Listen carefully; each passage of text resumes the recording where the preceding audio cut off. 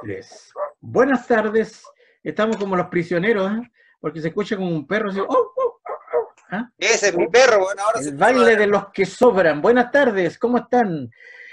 Estimados compañeros, compañeras, amigos, amigas, auditores, televidentes, ¿cómo podríamos? Youtubers, ¿ah? Y facebookistas, podemos decirles también, no sé cómo se dirá. Estamos iniciando esta nueva edición, una nueva semana también, de nuestro programa Primera Línea, correspondiente al día hoy ya lunes 6 de abril de 2020. A partir del sábado, con hora magallánica, que es la misma hora, para nosotros no cambia la hora, pero para el resto del país, sí, ahí se producen algunos desbarajustes. Estamos con don Dalibor Eterovich. ¿Cómo está, Dalibor? Muy bien, muy buenas tardes a todos los oyentes, todos sin novedad por acá. Y a los que nos vean también. Así Ya que también, los sí, por que supuesto. nos van a ver podrán observar que hay una nueva apariencia o new look, ¿eh? De don Dalibor Eterovich. Algunos le dicen un nuevo new look. Ya, tenemos también a don Sebastián Aranda por los palos. Don Cevita, Hola, ¿cómo ¿qué está? tal? Niño, ¿cómo Aquí andamos? estamos. Muy bien, buen ánimo se ¿Todo ve. bien?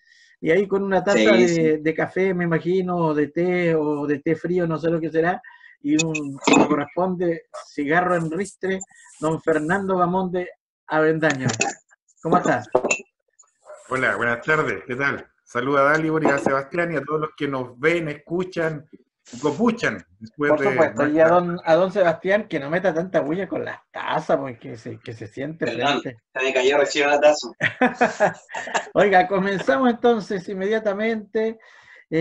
Vamos a hacer los voy a invitar a hacer un análisis semiológico, ¿no? Dios, Claro, es compleja esta disciplina que estudia los símbolos, ¿ah? Y no solo los símbolos artísticos, sino que los símbolos sociales, todos los símbolos que emanan de el constructo antropológico, para que podamos de alguna se manera está poniendo ingeniosa, muy posmoderno usted, ¿ah? ya, sí, debe ser el encierro, podamos analizar eh, de una manera, diría yo, creativa, que vaya más allá de lo que se ha dicho durante estos días, la famosa visita del presidente de la República a la Plaza de la Dignidad, porque sin duda es un constructo simbólico, ¿ah? Y la política está construida y constituida por símbolos, por señales. Don Fernando Bamón. Ese otro símbolo. Dijo una explicación, de verdad.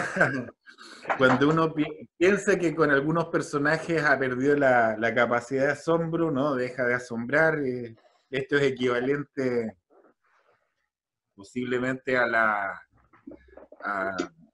una visita a Londres que hace con su esposa, Sebastián Piñera, donde andaba mostrando en todas partes, estamos vivos 33, este papelito que emanó de la mina. Esto es algo semejante y no sé qué objetivo tendría, además de sus archivos personales, guardar esa imagen, esa foto. Y no tiene ningún sentido porque la réplica es inmediata a través de redes sociales, el repudio generalizado que genera esta acción y además una cuestión absolutamente innecesaria utilizando los recursos de la presidencia, fondos públicos para vehículos, escoltas, etcétera, etcétera, etcétera, que no tiene ningún sentido. Es decir, aquí estoy yo solo, aquí estoy yo, me los cagué prácticamente. Esa fue como el mensaje recibido de esa triste imagen del presidente de la República de Chile, que en él, más que república, parece una republiqueta, y implica eso, repudio generalizado, molestia, porque, claro, es un símbolo de la resistencia, de la movilización, y él lo utiliza para retratarse, que los nietos lo vean, que está ahí, donde se han partido masivas movilizaciones, no tiene ningún sentido excepto molestar a la ciudadanía. Don Dalibor, además, viene a reforzar esta visita de Sebastián Piñera en medio de además, en medio de la cuarentena total, porque recordemos que la Plaza de la Dignidad está justo ahí en el límite entre Santiago y Providencia, pero está ubicada en la comuna de Providencia, que está en cuarentena.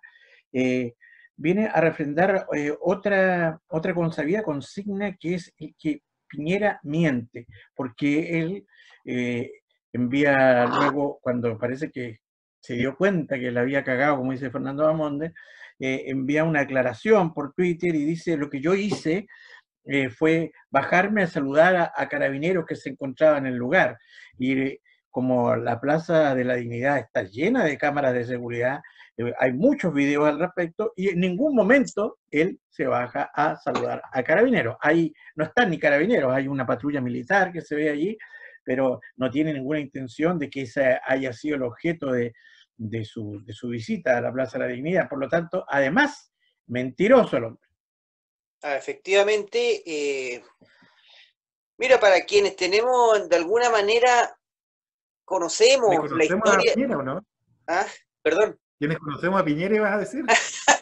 Quienes conocemos la historia, iba a decir, íntimamente, de Sebastián Piñera, a propósito, mira, de nuestro pasado sindical, por ejemplo.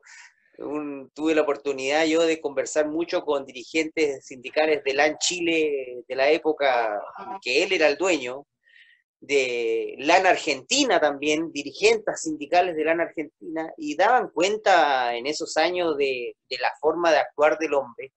Y la verdad es que no dista en absoluto de lo que hoy día vemos como presidente de la República, digamos, un tipo muy soberbio, muy autorreferente, que claramente no puede resistir la tentación de bajarse, digamos, cuando va pasando por Plaza de la Dignidad y hacer lo que hizo, digamos. Está dentro de su ADN dar esa señal y decir: aquí el que ríe último ríe mejor. Esto se terminó y finalmente yo estoy en la plaza aquí solo un viernes en la tarde. Creo que tiene que ver mucho con eso, aunque después se arrepienta probablemente, no lo sé, pero él tiene esos arrebatos violentos, incluso de agresión física, incluso contra trabajadores, lo hizo en su pasada por LAN, como digo, y por lo tanto es así. Ahora, después de eso, trata de sacar, alguna explicación totalmente inverosímil, pero no es nada nuevo para quienes hemos seguido, como te digo, su trayectoria desde muchísimos años. Es una persona muy compleja, que podría ser totalmente, ¿cómo decirlo?, inocuo si no fuese porque no es ni más ni menos que el presidente de la República, digamos. Entonces, finalmente él ni siquiera es capaz de separar los temas, él no es capaz de comportarse de una manera distinta, teniendo clara conciencia de que hoy día preside Chile. Simplemente lo traiciona esta personalidad y así seguramente ha tomado muchísimas decisiones que afectan a millones de chilenos y vamos a seguir viendo este tipo de acciones. Sebastián, en una columna que publicaba en la prensa el exfiscal Carlos Peña, hablaba de que este gesto de Piñera obedece principalmente su característica egocéntrica y megalómana. El rector de la UDB, perdón. Claro, perdón, el rector de la UDB. Megalómana, de que todo esté centrado en él y de no poder evitar ser el centro de atracción, así sea a costa de perjudicar su propia imagen presidencial. Recordemos otros gestos y señales que entregaba Piñera a la ciudadanía, como por ejemplo ir a comer pizza el 18 con su nieto, el 18 de octubre, en pleno estallido social, que pueden ser considerados como una burla, pero también pueden ser considerados como un acto de estupidez humana, prácticamente. ¿Cómo lo ves tú? Sí, en referencia a esa misma columna del día domingo, Bueno, obviamente Peña, que no es particularmente una persona que en estos últimos 4 meses ha estado a favor de la movilización, le ha prestado bastante ropa a la figura presidencial. En esta misma columna lo despedaza y de alguna manera habla de que ya comete actos que son injustificables.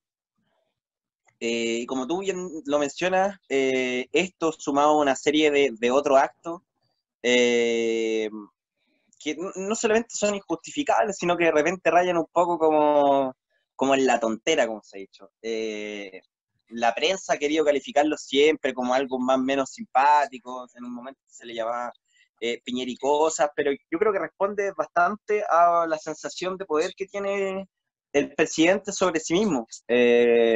Como bien decía Dalibor, los registros del Piñera empresario haciendo prácticamente lo que se le viene la gana, de alguna manera su mismo comportamiento como empresario que de repente comete ilícitos e irregularidades y zafa pagando millonarias multas. O sea, es una persona que en definitiva intenta siempre salirse con la suya. Probablemente, como bien se menciona acá, lamentablemente para él, salirse con la suya ahora tiene costos políticos. Yo salvo un par de personeros del oficialismo, había una crítica transversal hacia el presidente, no solamente por el hecho casi tocándole la oreja de repente al pueblo movilizado. Muchos lo compararon con incluso la visita de Hitler a París, una vez tomada Francia en la Segunda Guerra Mundial. Pero es un poco eso, el darse el gustito. De hecho, la misma foto que él se saca, atrás están innumerables rayados pidiendo como mínimo que ojalá salga de la presidencia, y él va y lo hace. O sea, es como un acto de poder absoluto, una demostración de poder, pero que dista bastante también del poder real hoy en día en términos de apoyo popular que tiene el presidente. Yo creo que esto es una demostración más que nada de poder, del uso del poder del Estado, del uso de los recursos públicos y de aquí no ha pasado nada y todo sigue igual, sigo haciendo lo mismo que me pare la gana de aquí y siempre. Oye, Dalibor, para ir cerrando este tema, es bien absurdo realmente lo que pretende hacer Piñera con esta visita a la Plaza de la Dignidad, porque además como que se dispara a los pies, en el sentido de que él no pudo pisar la Plaza de la Dignidad en medio del estallido social. Era imposible pensar que el presidente de la República pudiera pasar ni siquiera por el lado. Sin embargo, ahora, con militares en las calles, cuando el pueblo está obligatoriamente por una situación de salud encerrado en sus casas, cuando está resguardado por carabineros, por militares, cuando las calles están desiertas en todo el mundo por esta pandemia, él entonces sale y se va a sacar la foto en la Plaza de la Dignidad. ¿Quién entiende eso? Pero lo que decía, también es curioso que la verdad, lo que decía Sebastián, quienes han tratado de defenderlo, por ejemplo, llama la atención que en este caso Mario Desbordes, que ha sido crítico al accionar del presidente en varias oportunidades, aquí lo sale a defender con argumentos muy febles, muy endebles, muy básicos y elementales, diciendo que cualquier ciudadano tiene derecho a pasear por las calles cuando estamos en cuarentena. Y Mañalich hace lo propio, señalando que el presidente de la República tiene un salvoconducto con amplias facultades por su poder presidencial para circular por donde quiera, pero no hay argumento para defender en el fondo la payotada que se mandó a Piñera. Claro, en definitiva, cuando Piñera actúa, inevitablemente termina arrastrando a otros en su locura, digamos. Ya sea porque hace hablar de más a otros, porque tienen otros que salir a dar explicaciones por él, o simplemente porque cuando él actúa de mala fe, como lo ha hecho, incluso compromete a servicios públicos completos, como el Servicio de Impuestos Internos, como el INE, ¿cierto?, con el famoso censo, como, en fin, ni hablar de Carabineros y su prestigio hoy día, digamos.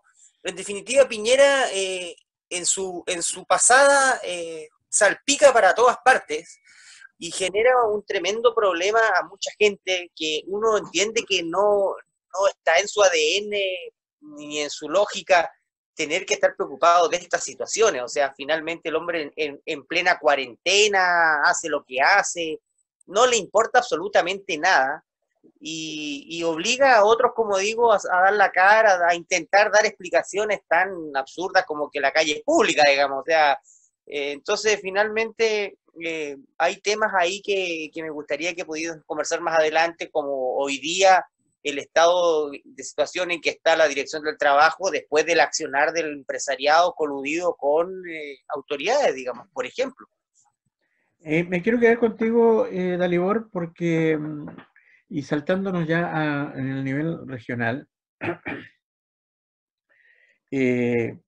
porque ha causado bastante, yo diría, interés una publicación, una declaración pública que se ha conocido a través de los medios del Partido Comunista Regional Magallanes, que se titula, ¿cómo es el nombre de la declaración? ¿Algo del capital? Algo así como la vida, claro, el capital, la vida o el capital, digamos. ¿Ah? Y cuéntanos entonces un poco de qué se trata esta declaración y por qué el Partido Comunista de Magallanes se vio la necesidad de hacerla pública. Sí, efectivamente se hace esta declaración el fin de semana a propósito precisamente de la nula reacción que ha tenido el gobierno regional y nacional respecto de la situación de los trabajadores. O sea, y a eso sumar los cientos y miles de despidos que han habido en la región, producto de esta cuarentena, que si tú analizas fríamente, finalmente hay una clara colusión, un acuerdo entre sectores empresariales y el gobierno regional, porque se preparan los finiquitos, que no es cosa rápida, digamos, se preparan para entregarlos el día antes, 24 horas antes de que se inicie la cuarentena.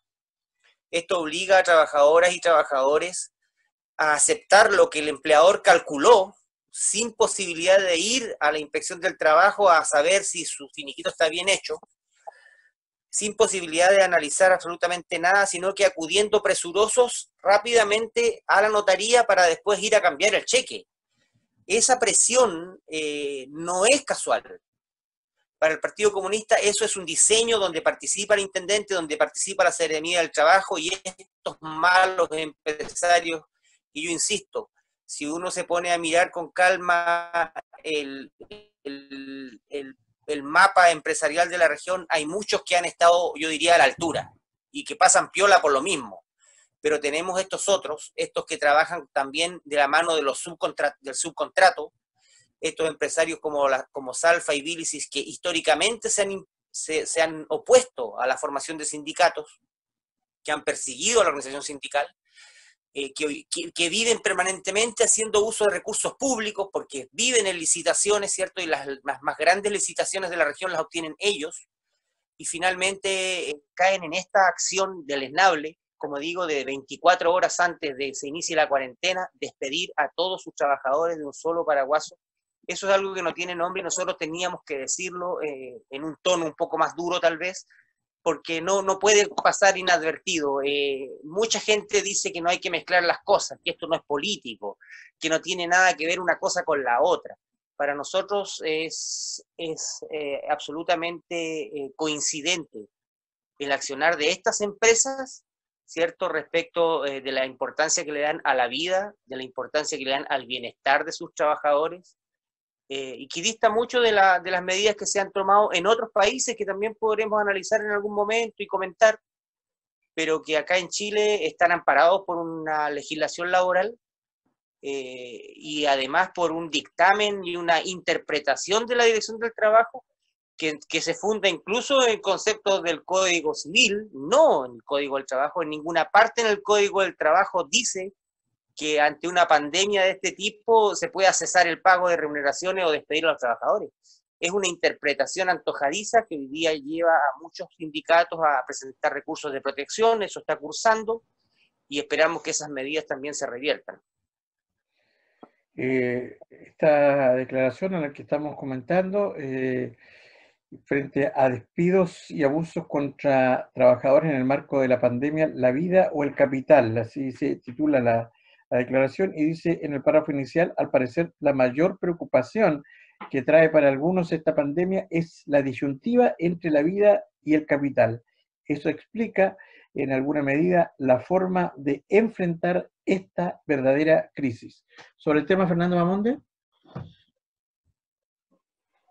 Mira, hay que hacer, se saluda la declaración, por cierto, porque hay que hacer un aterrizaje de la situación nacional a la situación local. Lo que está ocurriendo en Magallanes, y lo hemos dicho en su oportunidad, obedece también a nuestras particularidades, donde el Estado cumple un rol, en tanto esta forma de Estado, en tanto entrega subsidios y licitaciones al mundo privado que existe gracias a la existencia del Estado en nuestra región. Sin embargo, el mundo privado toma lo que le entrega el gobierno a nivel central, es decir, hace antojadizamente interpretaciones de modo de perjudicar directamente a las y los trabajadores. En ese sentido, la declaración tiene un amplio apoyo, qué decir, de aquello hay que hacerlo notar, no solamente para los y las trabajadores con contratos, sino también para múltiples trabajadores que son independientes y que hoy día están viéndose directamente afectados, y la población en general. Estamos hablando desde arriendos, desde pago de consumo, hasta hoy día Internet es un bien de primera necesidad, por lo tanto, ahí hay que fijar una postura. Yo quería finalizar una línea con lo de Sebastián Piñera, si me permite unos 30 segundos, decir que el presidente de la República no es incontinente, lo hace regularmente frente a las acciones, sigue siendo un jugador de la bolsa, y por otra parte recordar el hecho que nos tiene a nosotros viviendo en la política. Para nosotros la política es algo serio, por lo menos para nuestro sector, que es la izquierda, y para nuestro partido, que es el Partido Comunista, costó vidas la política, y no se trata solamente de andar con un papelito o retratándose en un lugar público. Se trata de algo mucho más profundo, que la convicción de que la política es un medio para transformar la vida de los seres humanos en conjunto con otros seres humanos. Y en esto Piñera anda solo por la vida, parece que no tuviera asesores, parece que no tuviera nadie que le dijera, oye, cálmate un rato.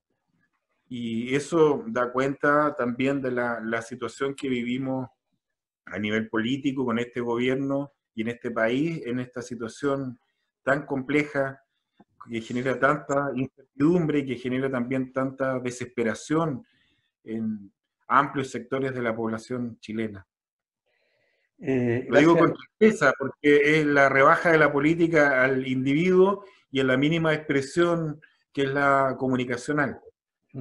Sí, yo creo que no es que no tenga asesores o que los asesores hagan más su trabajo, lo que pasa es que el hombre no escucha simplemente. No escucha, pareciera, se escapa por las de él, y esa es su caracterización psicológica. Oye, Dalibor, perdón, Sebastián, a propósito de lo que estábamos conversando recién, de esta declaración del Partido Comunista en Magallanes, que ha causado bastante adhesión, llama la atención que sea solo este sector político quien se ha pronunciado claramente denunciando estas situaciones en nuestra región, y los otros partidos políticos de oposición, los propios parlamentarios, las autoridades, nada hayan dicho al respecto de esta situación que es una de las consecuencias de la pandemia y de la propia o nula responsabilidad de las autoridades al respecto.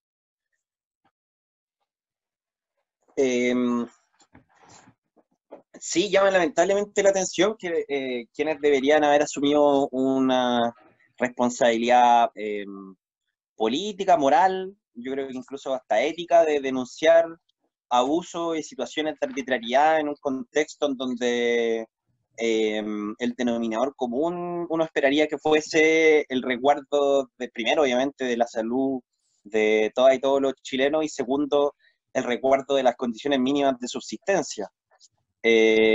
Claramente en Magallanes no ha sido una región en donde se hayan tomado las medidas necesarias en su momento, se hayan tomado las consideraciones necesarias en su momento, y no hablo solamente del ámbito de salud, sino también económico, y hoy día nos tiene con la tasa de prevalencia de contagios más alta del país.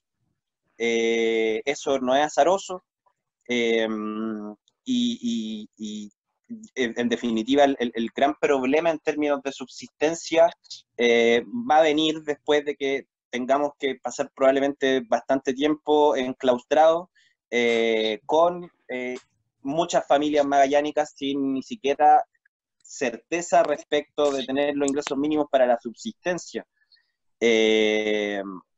Todavía falta bastante, lamentablemente.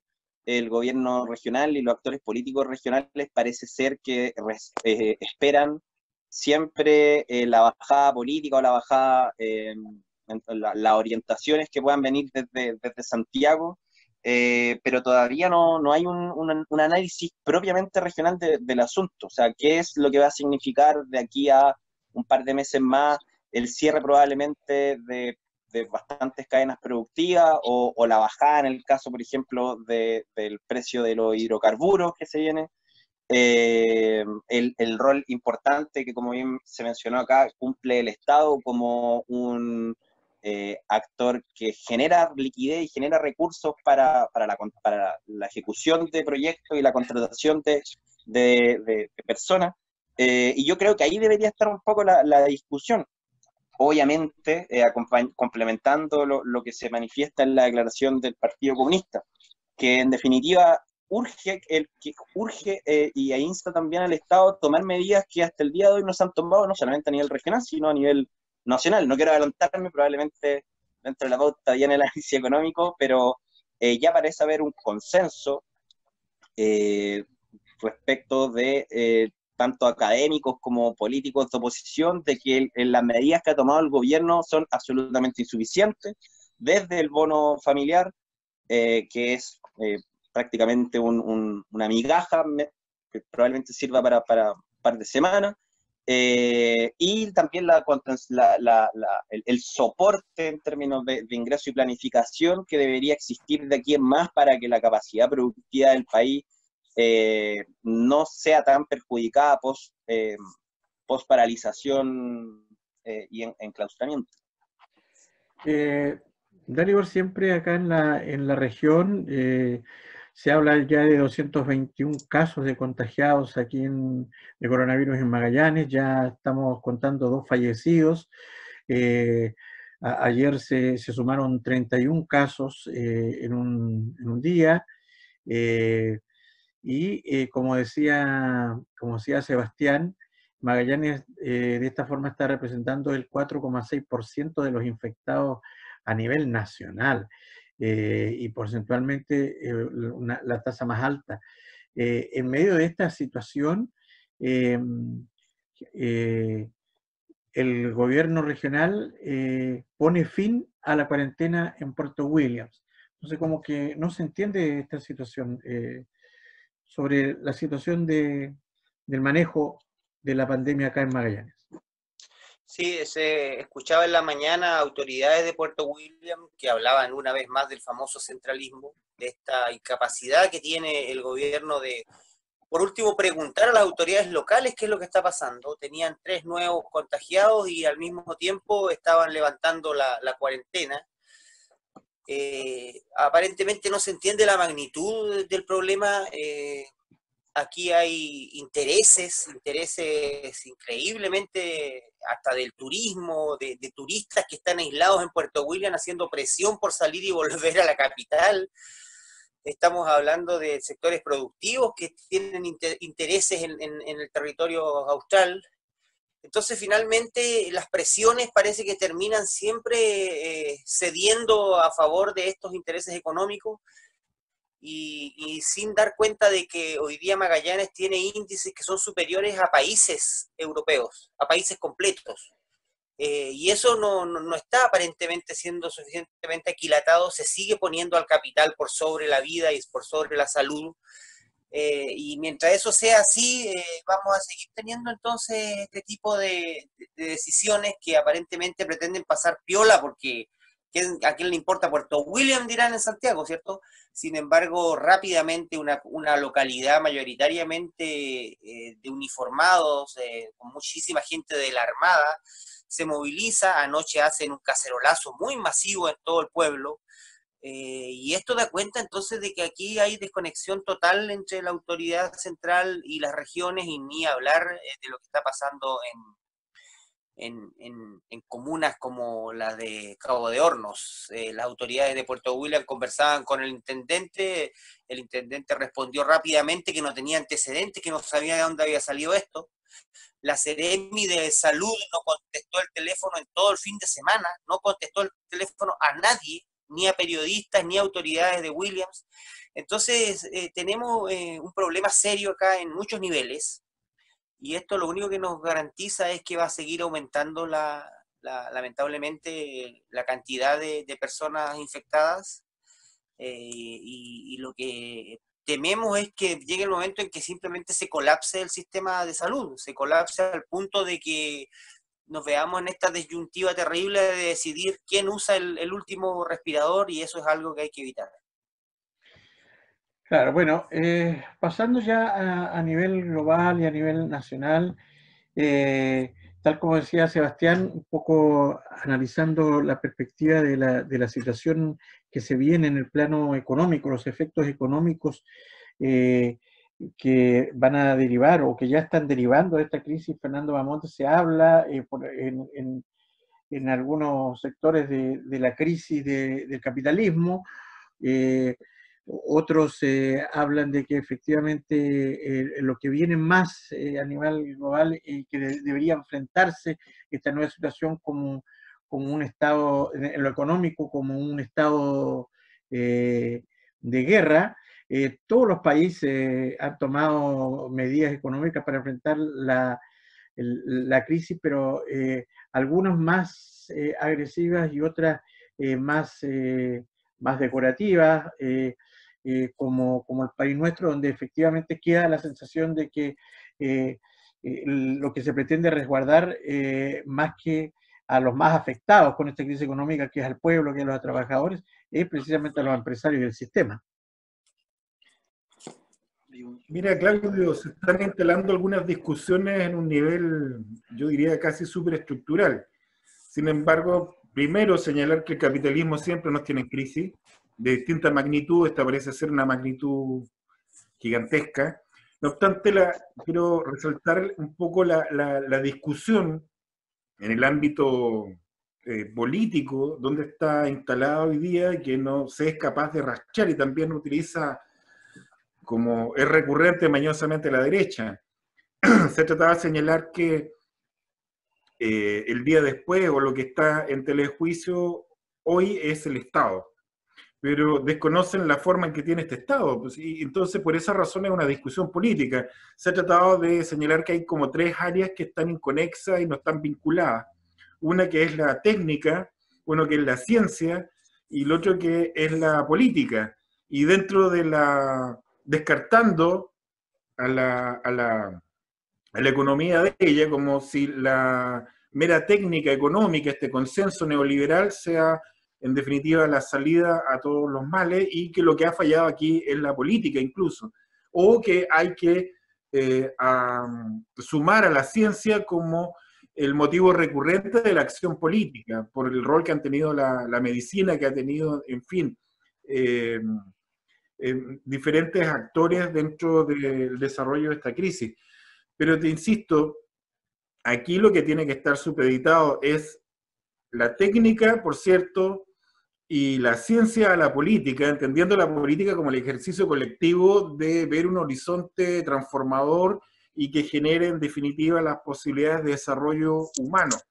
No entender a la técnica como la tecnocracia, no entender a la ciencia como una verdad absoluta, por cierto, nos proporciona verdades que son incuestionables, pero sin embargo aquí hay que entender a la política, y vuelvo a reiterar, como seres humanos. Por lo tanto, la economía hoy día, o la propuesta económica, tiene matices entre lo que es la derecha, el gobierno y también algunos actores de centro izquierda, sobre todo economistas, pero hay que perder aquí de vista el consenso tecnocrático que se ha generado en torno al modelo económico neoliberal. Eso hay que perderlo. Y eso no se lo podemos pedir a este gobierno y tampoco se lo podemos pedir a estos señores que han hecho la transición, economistas. Recordemos históricamente el rol que ha tenido el ministro de Hacienda como un elemento técnico por sobre la política, entendida la política como la acción colectiva, y eso hay que tenerlo sumamente claro. Llegó la hora de la política. Es la hora de la política en el entendido como el colectivo. Y esa es sobre la base sobre la cual hay que discutir. O sea, cualquier salida el día después de esta crisis es una acción política colectiva de amplias mayorías en pos del desarrollo humano. Eso ha estado medianamente ausente porque los actores de la centroizquierda y de la derecha, que se llaman de centroizquierda o de oposición, desconocen o quieren desconocer la crisis estructural que tenemos en esta forma de Estado que ha adquirido en los últimos 40 años Chile. Una pregunta para que usted se explaye, don Sebastián Aranda, como experto en la materia. ¿Qué es la pregunta que se está haciendo la gente en sus casas, en el fondo? ¿Cómo afecta esta crisis sanitaria del coronavirus a la economía y a los mercados? ¿Cómo afecta? Claro. Bueno, la verdad es que el impacto final, si se podría llamar de alguna manera, una caracterización cuantitativa de el cómo va a impactar efectivamente la crisis en el mundo, está por verse. Igual hay ya más o menos cierto nivel de análisis o de perspectiva respecto de lo que podría llegar a ser esto. Se habla en Chile, por ejemplo, el central de que el Producto Interno se podría contraer desde un 2,5% hacia abajo o hacia arriba en términos de valor absoluto. En Estados Unidos también se habla del orden de un 3% o más, pero la verdad eso está todavía muy supeditado a la capacidad que tengan los sistemas sanitarios de los principales economías del mundo en controlar la crisis. O sea, se entiende y lo sintetiza muy bien el director de la OMS respecto de que levantar medidas sanitarias antes del control de la propagación de contagios podría ser en términos económicos mucho más costoso que el mantenerlas, dando cuenta en definitiva de que hoy en día los países el principal horizonte político es el control de las tasas de contagio y también el control de los pacientes críticos. De alguna manera, como se mencionó al comienzo de toda esta coyuntura, este ejercicio que tienen que hacer los países de aplanar la cantidad de contagiados para que sus sistemas sanitarios o sistemas de salud no colapsen. Dicho eso, ahí ya tenemos un principal o un primer elemento de análisis en términos económicos, que cuánto va a salir de un poco de todo esto en términos netamente de salud, netamente del costo que los estados hoy en día están asumiendo para enfrentar esta propagación. Ahí tenemos un costo importante de redistribución de recursos que potencialmente se podrían ver de alguna manera influidos y que van a canalizarse a ciertas industrias. Quizás en Chile nosotros no lo estamos viendo tan claro porque no existe un nivel de industrialización de la salud o de los recursos de insumos propios para la salud, pero es bien ejemplificador cómo el gobierno de los Estados Unidos hoy en día ha extorsionado y ha presionado a diferentes empresas multinacionales a que su primera prioridad tiene que ser el abastecimiento de insumos y recursos para Estados Unidos y luego para el resto de los países. Ahí ya, claro, puede ser esto un primer análisis un poco más político, un poco más diplomático, pero también tiene importantes consecuencias económicas, porque parte importante de estos proveedores son antiguos productores de otro tipo de bienes y servicios, como por ejemplo automotriz. Hoy en día la industria automotriz alemana está concentrando gran parte de sus recursos a la elaboración de camas y de respiradores artificiales. Eso, de alguna manera, creo yo, dado que la propagación mundial del coronavirus recién está partiendo y hay bastante espacio para que se expanda en centros de población importante. Pienso, no sé, como lo que pasará en India, lo que pasará en África, también va a movilizar hartos recursos hacia ello, y eso también va a generar una canalización de la inversión y de los fondos de inversión, que hoy en día está un poco pausado. Gran parte de la caída que nosotros hemos visto en nuestros fondos de capitalización individual tiene que ver con que hoy en día los inversionistas, estos capital aventurero o estas inversiones que van de país en país, invirtiendo en empresas que tengan rentabilidad corta y después se van a otro, tiene que ver con que hoy en día no hay ninguna industria prácticamente en el mundo que sea atractiva de inversión, salvo obviamente la industria de la salud. Luego de eso, tenemos que la industria, por ejemplo, de generar los bienes y servicios para que la gente viva a diario, principalmente alimenticio y otro tipo de insumos, es uno de los sectores que hoy en día está mejor posicionado, porque prácticamente tiene que seguir continuando, seguir funcionando si las cuarentenas se alargan. Entonces ya tenemos dos sectores más o menos que van a agarrar, dos sectores reales, que van a agarrar una relevancia, o que ya están teniendo una relevancia mucho mayor, y que van a seguir con una relevancia mucho mayor posterior a la crisis, y eso también va a cuestionar un poco dónde se están invirtiendo los recursos. Recién estoy haciendo un análisis recién desde el ámbito macroeconómico, pero yo creo que, y comparto lo que dicen bastantes analistas a nivel mundial, la forma en la cual el mundo hoy en día va a distribuir su inversión, posterior obviamente a toda esta pandemia, sin dudas que va a determinar también la forma en la cual la economía se va a basar, obviamente no un cambio estructural de base, pero sí potencialmente el renacimiento de organizaciones internacionales que en los últimos 10 años han venido perdiendo su capacidad, su eficacia.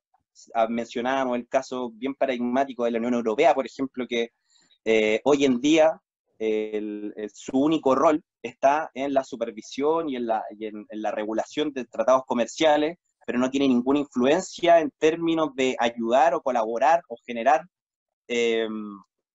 las coordinaciones necesarias para que Europa en su conjunto tome medidas y no país por país, como está ocurriendo ahora. Lo mismo probablemente podría llegar a pasar en Sudamérica. Lamentamos bastante la ausencia casi absoluta en nuestros países de instancias de coordinación y de apoyo. Hoy en día los países latinoamericanos, cada uno está como se dice, salvándose con la propia, salvo el caso de Ecuador, que tiene un sector ahí bastante dramático. El resto de los países todavía no enfrenta la saturación de sus sistemas de salud, y ahí sin lugar a dudas que probablemente esta especie de tranquilidad que estamos viendo en este sector del planeta va a mutar, y ahí vamos a ver consecuencias económicas un poco más directas, y un poco más directas me refiero que va a haber parte importante de la población, probablemente, no sé si en Chile, pero en otros puntos de la región sí, en donde probablemente se va a cortar el suministro de insumos para la sobrevivencia, porque los países no tienen hoy en día la capacidad de proveerla.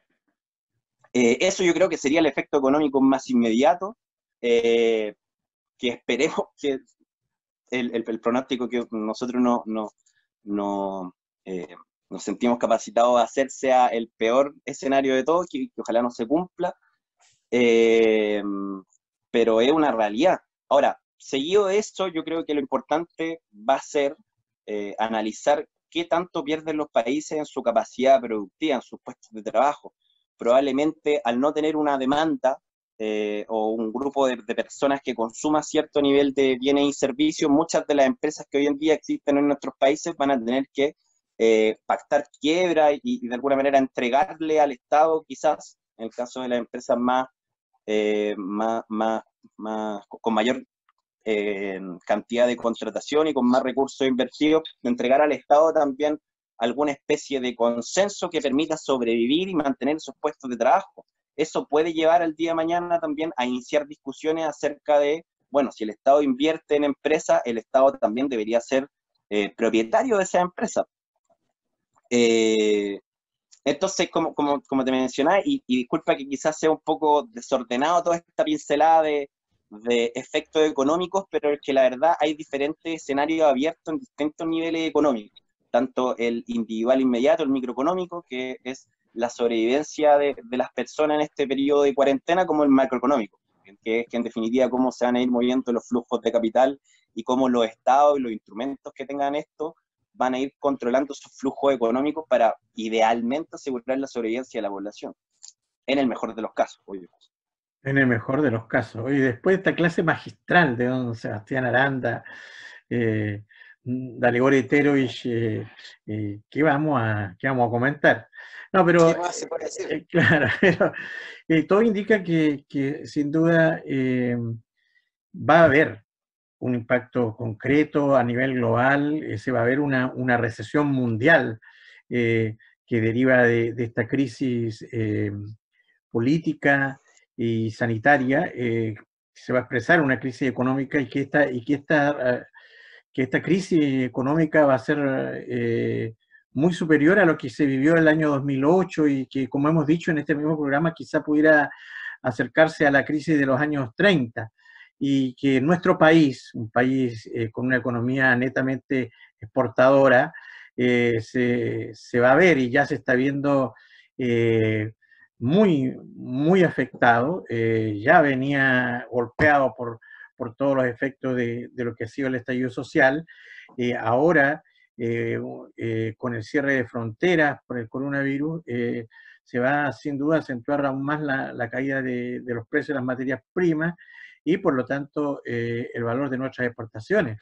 Y ante todo esto, las medidas que el gobierno ha anunciado son absolutamente escasas y van en detrimento de medidas que debieran apuntar al resguardo y garantizar, digamos, algunos derechos de los trabajadores desde el punto de vista de sus remuneraciones, de su continuidad laboral. ¿Cómo se viene esta crisis económica en Chile? ¿Cómo va a afectar directamente a los trabajadores? O sea, efectivamente, porque hay un tremendo desamparo. Hay un tremendo desamparo en miles de trabajadores que no tienen contrato, que no tienen dependencia de un empleador, o que si la tienen de manera muy precaria por la vía del subcontrato, por la vía del contrato por obra o faena.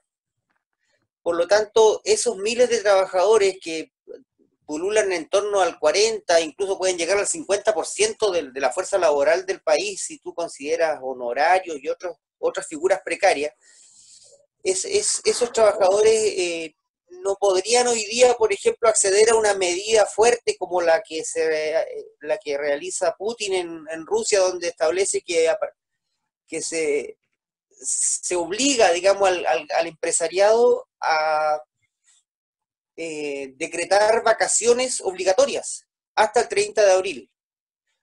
Entonces, es una medida muy dura, pero que tiene varias virtudes, porque entre otras es que obliga al empresariado a pagar remuneraciones en un mes completo, lo que hace que la economía no se vea resentida. Por supuesto, las personas se mantienen con baja actividad en cuarentena, y lo que además augura que pasado el 30 de abril la economía no va a estar debilitada ni mucho menos, sino que lo que se espera es que se reactive aún más producto de la vuelta a la normalidad. Entonces, ese tipo de medidas tan concretas en Chile son impracticables porque la mitad de los trabajadores simplemente no tiene a quién recurrir porque no depende de un empleador. esa precariedad del modelo chileno instalada, ¿cierto?, en la dictadura y que se mantiene hasta el día de hoy, y que tantos defienden como la famosa flexibilidad laboral, es lo que hace que las medidas que tendrían que tomarse hoy tienen que estar direccionadas precisamente a todos aquellos más vulnerables. Y eso el Estado lo sabe, el Estado puede conocer perfectamente quiénes son los trabajadores y llegar con medidas concretas, pero eso no está ocurriendo. No existe ningún tipo de orientación en materia previsional, por ejemplo. Manuel Riesco saca una opinión muy interesante donde dice que no tiene ningún sentido seguir imponiendo hoy día recursos en la bolsa, ¿cierto? Colocando los recursos de la AFP en la bolsa, porque todos sabemos que estamos perdiendo plata. Hemos perdido 55.000 millones de dólares en estas semanas. Vale decir, hemos perdido lo que se recauda en 5 años de previsión en Chile. 10.000 millones al año se recaudan de dólares. Entonces, esos fondos perfectamente podrían seguir descontándose, pero orientándose a un fondo público que le dé un sentido mucho más práctico a la crisis hoy día, ¿cierto? Y que se utilicen para otra cosa. Nada de eso está hoy día en los libros de Sebastián Piñera. No se ve ni siquiera medidas concretas para las pymes. Hoy día aparece una bancada transversal en el Parlamento proponiendo una cantidad importante de medidas para las pymes y diciéndole al presidente de la República, las vamos a aprobar, pero usted tiene que enviar el proyecto. Y eso no ocurre. Entonces, en distintos frentes vemos propuestas concretas, vemos opiniones, vemos voluntad política para aprobar acciones y vemos una absoluta inmovilidad del gobierno. Fernando Bamonte, aquí pareciera que efectivamente para enfrentar esta crisis económica que se viene inevitablemente, inexorablemente, la piedra del tope está en el modelo de mercado, en este modelo neoliberal. ¿Hablas de Chile? ¿Ah? ¿Tú hablas de Chile en particular? Sí, de Chile en particular. De Chile en particular. ¿Ah?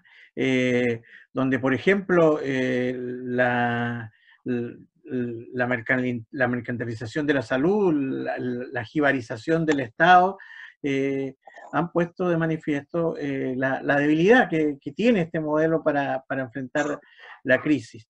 Y como decía bien Dalibor, con autoridades, con un gobierno de derecha, más inclinado a la ultraderecha que a la centroderecha, que no se mueve un ápice de este modelo, es muy difícil ver medidas efectivas para enfrentar esta crisis que no signifiquen un cambio del modelo.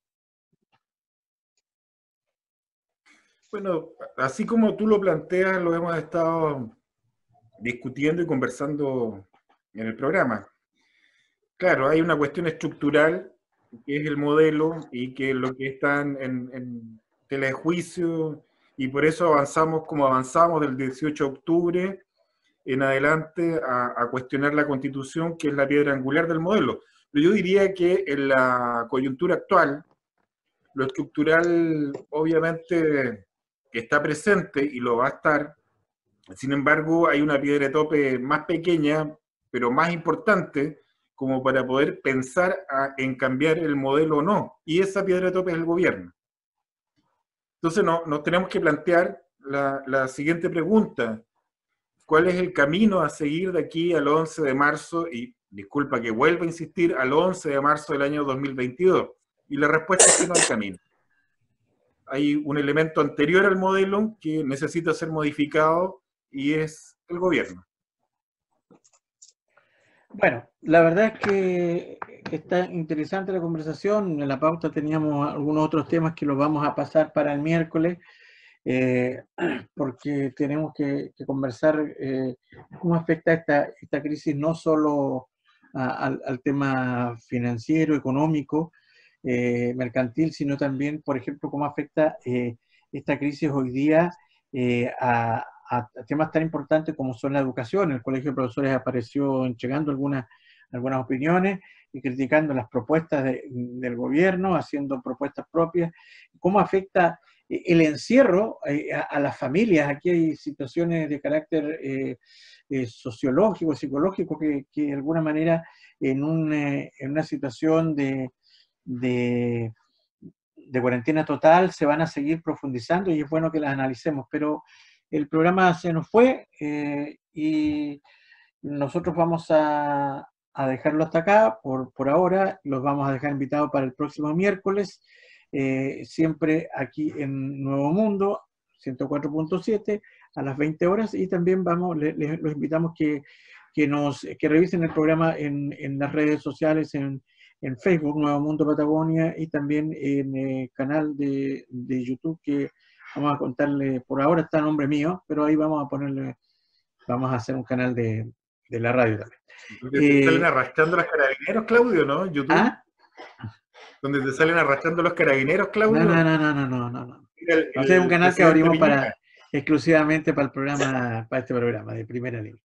Muy bien, nos despedimos entonces, nos reencontramos el miércoles. Muchas gracias, compañeros, muchas gracias, Fernando, bien, Sebastián y Dalibor. Nos encontramos el próximo miércoles aquí en la Primera Línea Radial en la 104.7. Chao.